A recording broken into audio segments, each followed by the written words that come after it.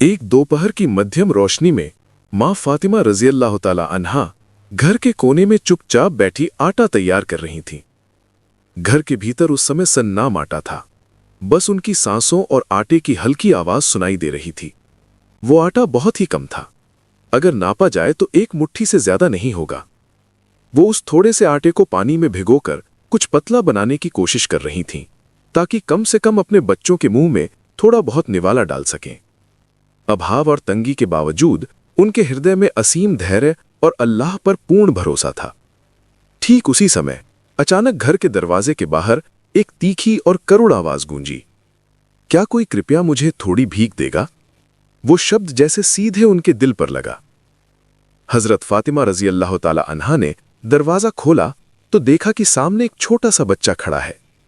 उम्र बहुत ज्यादा नहीं थी, आंखें बड़ी बड़ी थीं, लेकिन उन आंखों में असीम भूख और थकान की छाप थी। पहने हुए कपड़े फटे पुराने और मैले थे। हाथ में एक टूटा हुआ बर्तन था। कोमल और कांपती आवाज में बच्चे ने कहा, इस दुनिया में मेरा अपना कहने वाला कोई नहीं है। आज सारा दिन कुछ नहीं खाया, क्या मुझे थोड़ा खाना देंगी? ये सुनकर हजरत फातिमा रजी अल्लाह ताला अन्हा का सीना जैसे दहल उठा। इतनी कम उम्र में ऐसी तन्हाई और ऐसी भूख, ये दृश्य जैसे उनके अपने बचपन के कष्टों की यादों को आंखों के सामने ले आया। एक पल की भी देरी किए बिना उन्होंने बच्चे को घर के अंदर बुलाया। फिर अपने बच्चों के हिस्से का एक कतरा भी रखे बिना वो थोड़ा सा भीगा हुआ आटा अपने हाथों से उस बच्चे के बर्तन में डाल दिया। बच्चे ने सोचा भी नहीं था कि इतने साधारण घर से उसे ऐसी दया मिलेगी। कांपते हाथों से बर्तन थामे वो स्तब्ध खड़ा रहा। आंखें आंसुओं से भर गईं। फिर उसने धीरे से कहा, आपने तो मुझे सारा आटा दे दिया, आप लोग क्या खाएंगे? हजरत फातिमा रजी अल्लाह ताला अन्हा ने मंद मुस्कान के साथ कहा, अल्लाह हमें खिलाएगा। इसके बाद वो बच्चा घर से निकलकर खामोशी से चला गया। मां फातिमा रजी अल्लाह ताला अन्हा ने अल्लाह से कोई शिकायत नहीं की, बस मन ही मन कहा, हे मेरे रब, तू सब जानता है। शाम से कुछ समय पहले हजरत अली रजी अल्लाह ताला अन्हो जब घर लौटे तो उन्होंने देखा कि घर में खाना पकने का कोई नामो निशान नहीं है। हजरत अली ने फातिमा से पूछा, आज कुछ पका नहीं है? फातिमा रजी अल्लाह ताला अन्हा ने शांत स्वर में कहा, एक यतीम बच्चा आया था, हमारे घर में बस थोड़ा सा आटा बचा था, मैंने वो सारा उस बच्चे को दे दिया। हजरत अली रजी अल्लाह ताला अन्हु ने और कुछ नहीं पूछा। वो समझ गए कि घर का आखिरी हिस्सा भी अल्लाह की राह में दान कर दिया गया है। हजरत अली रजी अल्लाह ताला अन्हु की खामोशी ने बता दिया कि इस घर का नियम यही है। उस रात किसी सभी ने हजरत अली रजी अल्लाह ताला अन्हु के घर थोड़ा भोजन भेजा और उसी भोजन को खाकर फातिमा, अली और उनके बच्चों ने रात बिताई। अगले दिन की घटना। फातिमा रजी अल्लाह ताला अन्हा अपनी भूख भूलकर अल्लाह के जिक्र में मग्न थीं। दूसरी ओर रसूल अल्लाह सल्लल्लाहु अलैहि वसल्लम मस्जिद नबवी में बैठे थे। तभी एक भिखारी ने आकर नबी जी से कहा, या रसूल अल्लाह, आप मुझे कुछ देकर मेरी मदद करें, मैं बहुत भूखा हूं। रसूल सल्लल्लाहु अलैहि वसल्लम स्वयं भी भूखे थे। उन्होंने कहा, तुम्हें देने के लिए मेरे पास कुछ भी नहीं है, तुम बल्कि मेरी बेटी फातिमा के घर जाओ, मेरी बेटी फातिमा तुम्हारी मदद जरूर करेगी। रसूल सल्लल्लाहु अलैहि वसल्लम अच्छी तरह जानते थे कि फातिमा के घर में भी कोई भोजन नहीं है। फिर भी उन्होंने उस भिखारी को फातिमा के घर भेजा। इसका मुख्य उद्देश्य यह था कि नबी जी जो कुछ भी करते हैं अल्लाह रब्बुल आलमीन की इच्छा और इशारे से करते हैं। नबी जी ने जब फकीर को फातिमा के घर भेजा तो निस्संदेह कुछ बहुत बड़ा होने वाला था। इसके बाद वो फकीर हजरत फातिमा के घर आया और दरवाजे के पास खड़े होकर कहा, मुझे कुछ भीख दे, आपके पिता दयालु नबी जी ने मुझे आपके घर भेजा है। फकीर की ऐसी बात सुनने के बाद फातिमा रजी अल्लाह ताला अन्हा ने अपने घर की ओर देखा। घर में फकीर को देने के लिए कुछ भी नहीं था। फिर फातिमा रजी अल्लाह ताला अन्हा ने अपने गले की ओर हाथ बढ़ाया। वहां एक हार था। यह कोई राजसी आभूषण नहीं था, लेकिन उनके जीवन से जुड़ी एक बहुमूल्य वस्तु थी। वो हार हजरत खदीजा रजी अल्लाह ताला अन्हा ने अपनी बेटी फातिमा को दिया था। उन्होंने जरा भी संकोच नहीं किया। हार उतारकर फकीर के हाथ में दे दिया। फातिमा के स्वर में कोई गर्व नहीं था, ना ही दया दिखाने का कोई भाव। उन्होंने बस इतना कहा, अल्लाह तुम्हारा दुख और कष्ट दूर करे। फकीर कुछ क्षणों के लिए मौन हो गया। ऐसी दान की उसने कभी आशा नहीं की थी। फकीर की आंखें आंसुओं से भीग गईं। वो हार लेकर जा रहा था और मन ही मन कह रहा था, आज मेरे जीवन की राह बदल गई है। जो बहुमूल्य दान मुझे मिला है, उससे मेरा जीवन धन्य हो गया है। फकीर सीधा मदीना के बाजार गया। बाजार उस समय बहुत व्यस्त था। लोग खरीद फरोख्त में मग्न थे। फकीर बाजार के एक कोने में खड़ा होकर हार बेचने की कोशिश करने लगा। कई लोग फकीर के हार को देखने लगे। कुछ लोगों ने फकीर को डांटते हुए कहा, तुम तो एक मामूली फकीर हो, तुम्हें भीख मांगकर खाते हो, तुम्हें इतना कीमती हार कहां से मिला? काफी देर बाद मदीना के बाजार में एक धनी व्यक्ति का आगमन हुआ। धनी व्यक्ति की नजर उस हार पर पड़ी। वो उस फकीर के पास आया और पूछा, यह हार तुम्हें कहां से मिला? नबी की बेटी फातिमा ने मुझे यह हार दान किया है। यह सुनने के बाद धनी व्यक्ति का दिल जैसे दहल गया। उसकी आंखों में आंसू आ गए। वो समझ गया कि यह हार कोई साधारण हार नहीं है। यह उस घर से आया है जहां अपनी जरूरत भूलकर दान किया जाता है। इसके बाद धनी व्यक्ति ने हार खरीद लिया और फकीर को उस हार की बहुत अधिक कीमत दी। साथ ही फकीर को कुछ भोजन और कपड़े भी दिए। फकीर को और भी कई जरूरी चीजें दे दी। उस हार के बदले फकीर उसी दिन अपनी गरीबी से बाहर आ गया। धनी व्यक्ति हार अपने घर ले गया, लेकिन वो उसे आभूषण के रूप में नहीं रख सका। उसे ऐसा महसूस हो रहा था जैसे इसे अपने पास रखना भारी पड़ रहा है। उसने सोचा, इस हार को फिर से अल्लाह की राह में लगाना चाहिए। धनी व्यक्ति का एक गुलाम था। धनी व्यक्ति ने उस गुलाम को बुलाया और कहा, बहुत समय से तुम मेरी गुलामी कर रहे हो, आज मैं तुम्हें आजाद कर दूंगा और जीवन भर की तुम्हारी गुलामी के बदले मैं तुम्हें यह हार उपहार में दे रहा हूं। इस हार के माध्यम से तुम्हारा जीवन नए सिरे से शुरू होगा। मालिक के मुंह से ऐसी बात सुनकर गुलाम रो पड़ा, क्योंकि वो आजाद होकर ही बहुत खुश था। साथ ही मालिक ने उसे एक हार उपहार में दिया। ये तो गुलाम के लिए बिन मांगे मोती मिलने जैसा था। गुलाम ने स्वतंत्रता और संपत्ति इन दोनों की एक साथ कभी कल्पना नहीं की थी। इसके बाद वो गुलाम हार लेकर मदीना से दूर की यात्रा पर निकल पड़ा। रास्ते में गुलाम ने वो हार दिखाकर व्यापार शुरू किया। एक समय उस गुलाम ने हार बेचकर पूंजी बनाई और उस पूंजी से व्यापार करने लगा। आश्चर्य की बात यह थी कि वो हार जहां भी जाता, जिसके घर भी जाता, उसके काम में बरकत यानी तरक्की होती थी। इस तरह समय के साथ हार फिर से हाथ बदलने लगा। एक हाथ से दूसरे हाथ में जाने लगा, कभी उपहार के रूप में, कभी विनिमय के रूप में, तो कभी दान के रूप में। लेकिन हर बार यह हार जिसके पास भी गया, उसके जीवन में कोई न कोई कल्याण लेकर आया। बहुत समय बाद हार फिर से मदीना के बाजार में आया। कोई व्यक्ति उस हार को बेचने के लिए मदीना के बाजार में लाया था। नबी जी के एक सभी ने जब मदीना के बाजार में यह हार देखा तो उन्होंने विक्रेता के पास जाकर पूछा, यह हार तुम्हें कहां से मिला? विक्रेता ने कहा, यह हार मैंने खरीदा है, लेकिन मैंने सुना है कि यह हार कभी नबी की बेटी फातिमा का हार था। इसके बाद उस सहाबी ने उससे वो हार खरीद लिया। फिर वो सभी हार लेकर रसूल अल्लाह सल्लल्लाहु अलैहि वसल्लम के पास गए और नबी जी से कहा, या रसूल अल्लाह, मैंने ये उपहार आपको दिया है। रसूल अल्लाह सल्लल्लाहु अलैहि वसल्लम ने वो उपहार स्वीकार कर लिया। इसके बाद नबी जी ने एक अन्य सहाबी के माध्यम से वो हार फातिमा के घर भेज दिया। उस सहाबी ने फातिमा के घर आकर फातिमा से कहा, ये हार आपके पिता ने आपको उपहार स्वरूप भेजा है।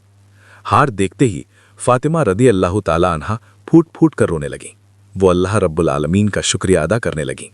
उनकी मां की अंतिम स्मृति आखिरकार उनके पास लौट आई थी। एक अन्य दिन की घटना, हजरत अली रदी अल्लाह ताला अन्हु दावती काम खत्म करके घर की ओर लौट रहे थे। तभी उन्होंने देखा कि सड़क के किनारे एक फकीर बैठा है। फकीर का चेहरा बहुत ही जर्जर और कमजोर था। हजरत अली उस फकीर के पास खड़े हुए और उसे सलाम किया। फकीर ने सलाम का कोई जवाब नहीं दिया। हजरत अली रदी अल्लाह ताला अन्हु ने उससे कहा, यदि कोई व्यक्ति सलाम करता है तो उस सलाम का जवाब देना चाहिए। हजरत अली की ऐसी बात सुनकर फकीर बहुत क्रोधित हो गया और गुस्से में हजरत अली से कहा, कौन हो तुम? तुम्हारे सलाम का जवाब देना होगा। आज 5 दिन से मैंने कुछ नहीं खाया है, मैं बहुत भूखा हूं। मुझे सलाम करने के बजाय यदि हो सके तो मुझे कुछ भोजन देकर सहायता करो। फकीर की ऐसी क्रोध भरी बातें सुनकर हजरत अली रदी अल्लाह ताला अन्हु को भी गुस्सा आया। लेकिन तभी उन्हें याद आया कि अल्लाह रब्बुल आलमीन ने कुरानुल करीम में फरमाया है, तुम मांगने वाले और फकीर से झिड़क कर बात न करना। इसके बाद हजरत अली रदी अल्लाह ताला अन्हु ने कोमल स्वर में कहा, मेरे पास अभी कोई भोजन नहीं है। यहाँ से सामने थोड़ी ही दूर मेरा घर है। यदि आप मेरे साथ मेरे घर तक चलें तो शायद मैं आपको कुछ भोजन दे पाऊंगा। फकीर ने कहा, मैं भूख की तड़प से इतना कमजोर हो गया हूं कि मैं उठकर खड़ा भी नहीं होता रहा हूं। मैं तुम्हारे घर तक चल सकता हूं यदि तुम मुझे कंधे पर उठाकर ले जाओ। इसके बाद हजरत अली रदी अल्लाह ताला अन्हु ने फकीर को कंधे पर बिठाया और कंधे पर उठाकर अपने घर की ओर चलना शुरू किया। हजरत अली घर पहुंचे और फकीर को आंगन में उतार दिया। फिर घर के दरवाजे पर आकर सलाम किया, अस्सलामु अलैकुम या अहले बैत। घर के भीतर हजरत फातिमा रदी अल्लाह ताला अन्हा और हसन हुसैन मौजूद थे। पिछले 3 दिनों से फातिमा के घर में कोई भोजन नहीं था। हजरत फातिमा इतनी भूखी थीं कि वो खड़ी भी नहीं हो पा रही थीं। किसी तरह उठकर धीरे धीरे आईं और अपने पति के लिए दरवाज़ा खोला। हजरत अली रदी अल्लाह ताला अन्हु घर के भीतर दाखिल हुए। हजरत अली ने घर के अंदर जाकर देखा कि फातिमा का चेहरा उतर गया है। फातिमा की आंखें थोड़ी अंदर धंस गई हैं। हजरत अली रदी अल्लाह ताला अन्हु ने फातिमा से पूछा, फातिमा, आज कुछ नहीं खाया? हजरत फातिमा रदी अल्लाह ताला अन्हा ने कहा, पिछले कई दिनों से आप दावती काम पर गए हुए हैं। हमारे घर में जो थोड़ा भोजन था वो सब खत्म हो चुका है। पिछले 3 दिनों से हम भूखे हैं। फातिमा के मुंह से ऐसी बात सुनने के बाद हजरत अली रदी अल्लाह ताला अन्हु पर जैसे आसमान टूट पड़ा। वो कहने लगे, अब मैं क्या करूं? मैं तो एक फकीर को घर ले आया हूं और उसे आश्वासन दिया है कि तुम मेरे साथ मेरे घर चलो तो मैं तुम्हें कुछ भोजन देकर सहायता कर पाऊंगा। अब तो देखता हूं कि घर में भी कोई भोजन नहीं है, तो फकीर को मैं भोजन कैसे दूंगा? अब मैं किस मुंह से फकीर के सामने जाकर खड़ा होऊंगा? फकीर को दिया हुआ वादा तो मैं पूरा नहीं कर सका। शर्म से मेरा सिर कट जाएगा। हजरत अली रदी अल्लाह ताला अन्हु ने और देरी नहीं की। उन्होंने तुरंत वजू किया और जाए नमाज बिछाकर सलातुल हाजत अदा की। इसके बाद हाथ उठाकर अल्लाह रब्बुल आलमीन से कहा, हे रब्बुल आलमीन, तू मेरा मान सम्मान बचा ले। मैं अपने परिवार के लिए कुछ नहीं चाहता, अपने लिए नहीं चाहता, अपनी भूखी पत्नी और बच्चों के लिए भी नहीं चाहता। मैं उस भिखारी के लिए तुझसे कुछ भोजन चाहता हूँ जिसे मैं सड़क से कंधे पर उठाकर लाया हूँ। तो कृपया मुझे कुछ भोजन देकर सहायता कर ताकि मैं भिखारी को दिया अपना वादा पूरा कर सकूं। इस तरह हजरत अली रदी अल्लाह ताला अन्हु अल्लाह रब्बुल आलमीन के सामने गिड़गिड़ा कर दुआ करने लगे। अंततः अल्लाह रब्बुल आलमीन ने हजरत अली की दुआ कबूल की। उन्होंने जन्नत से एक पोटली भोजन हजरत अली के सामने भेजा। एक अदृश्य फरिश्ते ने आकर हजरत अली रदी अल्लाह ताला अन्हु के सामने वो भोजन की पोटली रख दी। हजरत अली उस भोजन की पोटली हाथ में लेकर कहने लगे, इस भोजन का हकदार केवल वो फकीर है। माँ फातिमा के घर में जन्नती भोजन। माँ फातिमा का पूरा घर जैसे जन्नत की खुशबू और सुगंध से भर गया। जन्नती भोजन की ये खुशबू जब पास के कमरे में सो रहे हसन और हुसैन ने महसूस की तो वे दूसरे कमरे से दौड़ते हुए आए और अपने पिता अली के हाथ में भोजन देखकर वे दोनों भाई हजरत अली के पास आकर उनसे लिपट गए। हुसैन रदी अल्लाह ताला अन्हु कहने लगे, हसन भाई, मेरे लिए माँ से ज्यादा मेरे पिता ही अच्छे हैं। सारा दिन माँ से कितना भोजन मांगा, माँ ने एक बार भी हमें खाना नहीं दिया, लेकिन पिता को देखो, बाहर से अपने साथ खाना लेकर आए हैं। हुसैन रदी अल्लाह ताला अन्हु की ये बात सुनकर माँ फातिमा रदी अल्लाह ताला अन्हा मंद मंद मुस्कुराईं। हजरत अली रदी अल्लाह ताला अन्हु ने फिर कहा, ये भोजन तुम्हारे लिए नहीं है, ये भोजन मैंने फकीर के लिए अल्लाह रब्बुल आलमीन से मांग कर लिया है। इस भोजन का एकमात्र हकदार फकीर है। मैं अभी बाहर बैठे उस फकीर को ये भोजन देकर आता हूँ। ये कहकर हजरत अली जैसे ही बाहर निकले, उन्होंने एक अद्भुत दृश्य देखा। उन्होंने देखा कि वो फकीर खड़ा होकर मंद मंद मुस्कुरा रहा है। जिस फकीर को सड़क के किनारे जर्जर अवस्था में पड़ा देखकर कंधे पर उठाकर घर लाना पड़ा था, वो अब उठ खड़ा हुआ है और अली की ओर देखकर मुस्कुरा रहा है।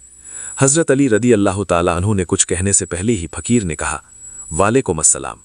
हजरत अली रदी अल्लाह ताला अन्हु ने पूछा, कौन है आप? अभी कुछ देर पहले तो आप सड़क पर अत्यंत दयनीय स्थिति में पड़े थे। आप इतने कमजोर थे कि मुझे आपको कंधे पर उठाकर यहां लाना पड़ा, और अब आप खड़े होकर मुस्कुरा रहे हैं। और मैंने आपको सलाम कब किया था? उस सलाम का जवाब आप अब दे रहे हैं। तब उस फकीर ने कहा, हे असदुल्लाह गालिब, हजरत अली, मैं और कोई नहीं, मैं अल्लाह रब्बुल आलमीन की रहमत का फरिश्ता हूं। मैं आपको आजमाने के लिए ये सब कर रहा था। नबी के सहाबियों में आप ऐसे व्यक्ति हैं। आपने एक साथ इतनी उपाधियां प्राप्त की हैं जो नबी के किसी अन्य सहाबी ने प्राप्त नहीं की। एक और आप असदुल्लाह अल गालिब यानी अल्लाह के विजय शेर काफिरों के लिए सन हैं। दूसरी ओर सल्लल्लाहु अलैहि वसल्लम ने फरमाया है, मैं ज्ञान का शहर हूं और हजरत अली उस शहर के प्रवेश द्वार हैं। दूसरी ओर अल्लाह रब्बुल आलमीन ने आपको हसीम शक्ति प्रदान की है। आप इस युग के सर्वश्रेष्ठ वीर योद्धा हैं। दूसरी ओर खातून जन्नत यानी जन्नत की महिलाओं के सरदार आप हैं। दूसरी ओर हसन हुसैन जो जन्नत के युवकों के सरदार होंगे, उनके पिता आप हैं। दूसरी ओर आप अशरतुल मुबश्शरा के सदस्य हैं। जन्नत की खुशखबरी पाने वाले 10 व्यक्तियों में आप चौथे स्थान पर हैं। आप एकमात्र सहाबी हैं जो इतने सारे गुणों से सुशोभित हुए हैं। अल्लाह रब्बुल आलमीन ने आपसे प्रसन्न होकर आपको इतने गुणों से नवाजा है। इस भोजन के असली हकदार आपके परिवार के सदस्य ही हैं। आप उन्हें ये भोजन प्रदान करें। हजरत तमीम अदारी रहमतुल्लाह अलैह वर्णन करते हैं कि एक बार हम अल्लाह के रसूल सल्लल्लाहु अलैहि वसल्लम की सेवा में उपस्थित थे। तभी हमने देखा कि एक ऊंट दौड़ता हुआ आया और रसूल सल्लल्लाहु अलैहि वसल्लम के सिर के पास आकर खड़ा हो गया। ऐसा लग रहा था जैसे वो ऊंट रसूल सल्लल्लाहु अलैहि वसल्लम के कान में कुछ कह रहा है। अल्लाह के रसूल सल्लल्लाहु अलैहि वसल्लम ने तब ऊंट को संबोधित करते हुए कहा, ऊंट तुम शांत हो जाओ। यदि तुम सच्चे हो तो तुम्हारी सच्चाई तुम्हें लाभ पहुंचाएगी, लेकिन यदि तुम झूठ बोल रहे हो तो झूठ बोलने के लिए तुम्हें दंड दिया जाएगा। निश्चित रूप से जो मेरी शरण में आता है अल्लाह ताला उसे सुरक्षा प्रदान करते हैं, और जो मेरी शरण लेता है अल्लाह उसे कभी खाली हाथ नहीं रहने देते।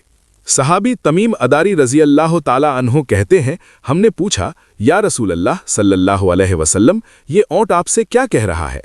अल्लाह के रसूल सल्लल्लाहु अलैहि वसल्लम ने फरमाया, ये मुझसे कह रहा है कि इसका मालिक इसे ज़बह करके इसका मांस खाने का निर्णय ले चुका है, इसलिए ये अपने मालिक से भाग आया है और यहाँ आकर मुझसे सहायता मांग रहा है। तमीम अदारी रजी अल्लाह ताला अन्हो ने कहा कि इसके बाद हम आपस में बातचीत में व्यस्त हो गए। तभी अचानक उस ऊंट का मालिक दौड़ता हुआ हमारे पास आया।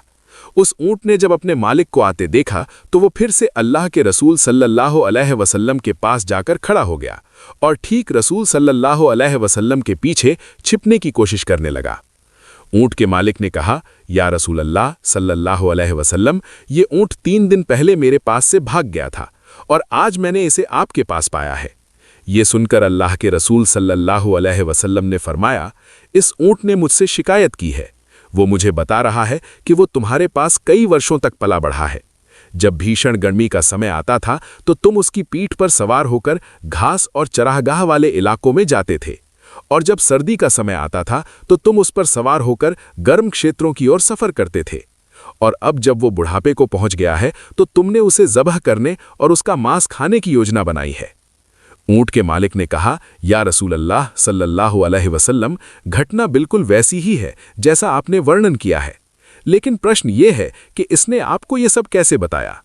ये सुनकर अल्लाह के रसूल सल्लल्लाहु अलैहि वसल्लम ने फरमाया, अल्लाह के समस्त मखलूक मुझे सलाम पेश करती हैं, जबकि तुम्हें इसका ज्ञान भी नहीं है। अल्लाह के प्रिय रसूल सल्लल्लाहु अलैहि वसल्लम ने फरमाया कि ये ऊंट मुझसे सहायता मांग रहा है। अल्लाह और उसके रसूल सल्लल्लाहु अलैहि वसल्लम सदैव सहायता करते हैं और सहायता करने वाले भी हैं। इसके बाद रसूल सल्लल्लाहु अलैहि वसल्लम ने उस ऊंट के मालिक से कहा कि ये ऊंट मुझसे खरीद लो। उस ऊंट के मालिक ने कहा, या रसूल अल्लाह सल्लल्लाहु अलैहि वसल्लम, मैं इसे आपको बेचना नहीं चाहता, लेकिन यदि आप इसे खरीदना ही चाहते हैं तो आप इसे स्वयं ले लीजिए। मैं इसकी कीमत के रूप में आपसे एक भी दिरहम नहीं लूंगा। अल्लाह के रसूल सल्लल्लाहु अलैहि वसल्लम ने फरमाया, यदि तुम इसे मुझे दान में देना चाहते हो तो तुम्हें इसके बदले में जन्नत में एक ऊंट मिलेगा